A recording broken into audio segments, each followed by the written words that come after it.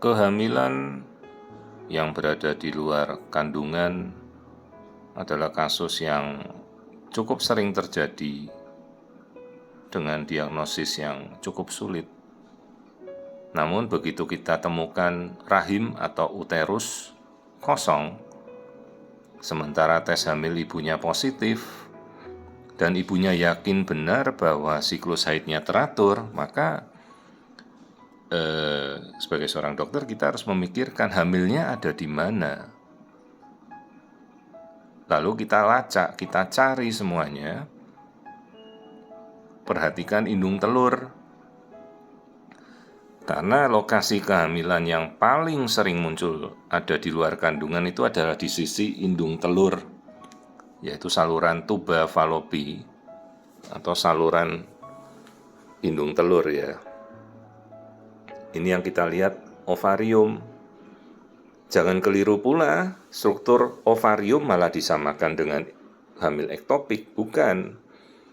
Ada struktur yang namanya corpus luteum, itu adalah sel telur yang dipakai pada masa subur pada kehamilan.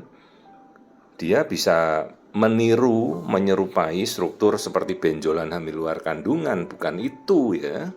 Hati-hati. Kalau yang diambil dioperasi malah telur ovariumnya ya malah keliru ya. Jadi hati-hati sebagai seorang dokter, apalagi kita mengoperasi pasien yang baru saja hamil muda di luar kandungan, jangan sampai keliru yang dioperasi sisi mana ya.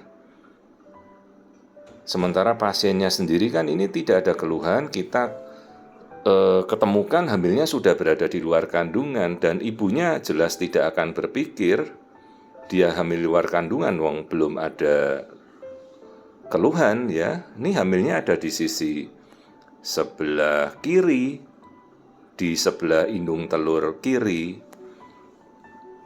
Jadi ada ovarium, kenapa ada sebuah struktur lain lagi di sebelahnya? Ternyata itu adalah kantung kehamilan di luar kandungan pada tuba falopi kiri. Jadi ibunya ini tidak ada gejala, katanya hanya ada flek. Hati-hati kalau ada flek, yang dikira itu adalah perdarahan, ternyata itu adalah darah di dalam rahim, di dalam rahim atau di dalam perut ibunya yang sudah mau mencari jalan untuk keluar, kan tidak ada saluran ya. Jadi saluran paling dekat ya lewat vagina, ternyata hamilnya di luar rahim. Jadi dia perdarahan, darahnya keluar. Nah, yang perlu kita harus hati-hati, apalagi ibunya ini tidak ada gejala, kan pasti dia biasanya fasenya denial dulu ya. Kok bisa ya dok saya hamil luar kandungan, wong tidak ada keluhan apa-apa selama ini, apalagi anak pertama normal, tidak ada riwayat apapun, ya semua bisa terjadi. Jadi itulah fase awal denial dulu, baru kemudian ibunya mengerti ternyata itu resikonya besar ya kalau terjadi perdarahan. Itu menjadi fase akut abdomen yang harus segera kita tindakan, operasi buka rahim, buka perut, terus kita ambil dan kita bersihkan ya. Ini jelas nggak bisa dikuret, karena ini hamilnya ada di luar rahim. Kalau di dalam rahim kita bisa kuret ya. Kalau di luar rahim ya kita harus operasi seperti buka operasi sesar begitu, baru kita bersihkan atau di kanan atau di kiri. Ya pasti ibunya menyangkal, kok bisa ya dok, nggak ada apa-apa, bener nih hamil luar kandungan. Nah itu dulu kan pemikiran mereka. Ya kita mengedukasi, tapi haknya kembali pada pasien ya. Mereka untuk yang memutuskan, ini hamilnya 6 minggu. Kalau 6 minggu biasanya belum pecah, dia pecahnya baru di 7 minggu. Gitu. Nah begitu sampai pecah, baru ibunya kepikiran, wah ternyata diagnosanya dokter benar. Itu kalau keburu tidak ada perdarahan. Kalau sudah sampai perdarahan, resikonya luar biasa. Perdarahan bisa 3 liter habis dalam 1 jam, sementara darah di tubuh kita cuma 6 liter ya.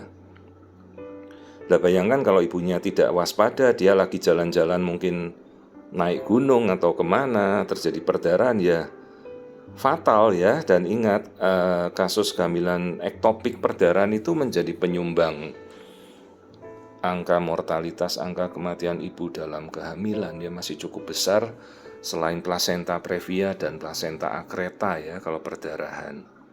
Karena perdarahannya ngeri sekali dan pasien jatuh dalam kondisi shock, perdarahan shock hipovolemik namanya, kekurangan darah. Jadi ini adalah hamil ektopik pada sisi tuba kiri, tepat di ovarium sisi sebelah kirinya ada tuba yang membesar. Dok, kenapa bisa terjadi hamil ektopik? Mungkin ada infeksi keputihan, salurannya tersumbat, ya. Jadi sperma bisa lewat saluran tuba, kan kehamilan itu semuanya di luar kandungan dulu baru kembali masuk ke dalam rahim. Sperma bisa melewati saluran tuba kan kecil, begitu sudah jadi kantung kehamilan, embrio kadung besar tidak bisa masuk ke dalam rahim, tersumbat di situ gitu. Biasanya terjadi mungkin pada perokok pasif ya, ibu-ibu perokok pasif yang mungkin di rumahnya menghisap asap rokok entah dari keluarga atau dia perokok aktif ya. Pasien-pasien dengan kondisi obesitas itu juga bisa, diabetes, menyebabkan keputihan terus-menerus ya. Atau riwayat operasi yang lain mungkin itu juga bisa. Sementara ini kita udah lihat nih detak jantungnya sudah terlihat tuh grafiknya, cekrek itu adalah detak jantung embrio. Jadi ini kehamilannya sebenarnya normal, detak jantungnya sudah aktif nih baru 6 minggu tetapi berada di luar rahim. Dok, dipindahkan ke dalam rahim bisa enggak? Ya enggak bisa toh. Kalau sudah hamilnya di luar kandungan tidak bisa Bu, dia pindah lagi ke dalam rahim enggak bisa.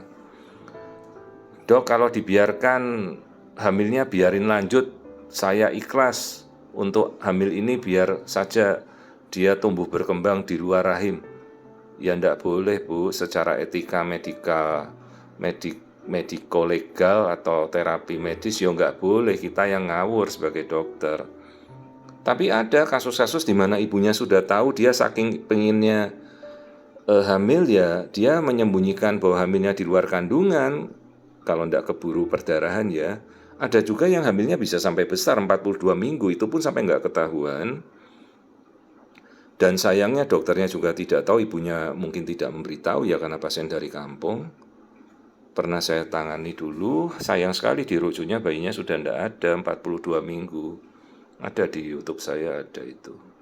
Sayang sekali kalau misalnya waktu itu disesar di 40 minggu, ya sekalipun kasus sulit, ya mungkin nempelnya di usus atau di liver, tapi paling tidak bayinya selamat ya. Kasihan diinduksi padahal bukan di dalam rahim, mana bisa keluar gitu. Pun ini pada kasusnya seperti ini hati-hati. Setelah kita melihat kan tadi indung telur kiri kanan harus dipastikan. Jangan sampai keliru posisinya. Yang dioperasi sebelah mana gitu, hamilnya sebelah mana. Karena korpus luteum itu kalau tidak hati-hati yang tadi membesar ini tepat sebelahnya, itu menyerupai persis bentuk hamil di luar kandungan. Jelas ini membutuhkan pengalaman dari kita sebagai seorang dokter ya. Dan tetap harus teliti, apalagi ini pasiennya setelah kita diagnosa, katakanlah saya yang mendiagnosa, terus pasiennya tidak operasi di saya, pasiennya kemudian berpindah lagi pada sejawat yang lain, terus diputuskan dioperasi oleh sejawat lain atau rumah sakit lain, tetap ya pasien harus cerita ya. Jangan sampai didiagnosa di tempat lain, ternyata hamilnya katanya sisi sebelah, yang dioperasi malah sisi yang lain gitu. Apalagi kalau bukan pasien kita, harus hati-hati pada setiap tindakan.